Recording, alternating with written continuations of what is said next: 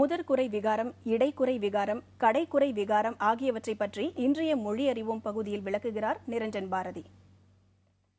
இந்த விகாரங்கள் பற்றி தொடர்ச்சியா பார்த்துக்கிட்டு வரோம். அந்த விதத்துல கடைசியாக நாம பார்க்க இருப்பது முதற்குறை விகாரம், இடைக்குறை விகாரம், கடைக்குறை விகாரம். இந்த 3 விகாரங்கள் பற்றி தான். இந்த முதற்குறை விகாரம் என்பது என்ன? இப்போ தாமரை அப்படின்னு ஒரு சொல் இருக்கு.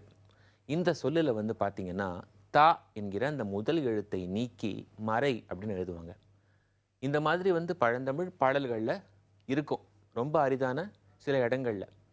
அது ஏன் அப்படின்னு முந்தைய பகுதிகளிலேயே நான் சொல்லியிருக்கேன். இது போல இந்த முதல் எழுத்தை நீக்கிவிட்டு ஒரு சொல்லை எழுதுவது என்பது தான் இந்த முதற்குறை விகாரம். இப்போ அடுத்தது பார்த்தீங்கன்னா இடைக்குறை விகாரம். இந்த இடைக்குறை விகாரம் என்பது என்ன?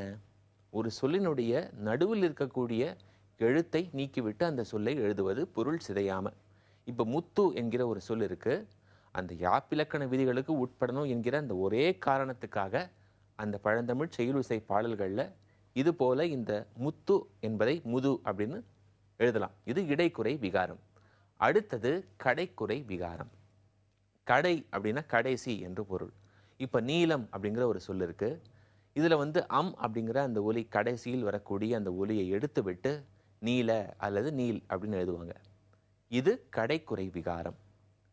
இன்றோடு இந்த விகாரங்கள் என்ற அந்த பகுதி முடிந்து விட்டது.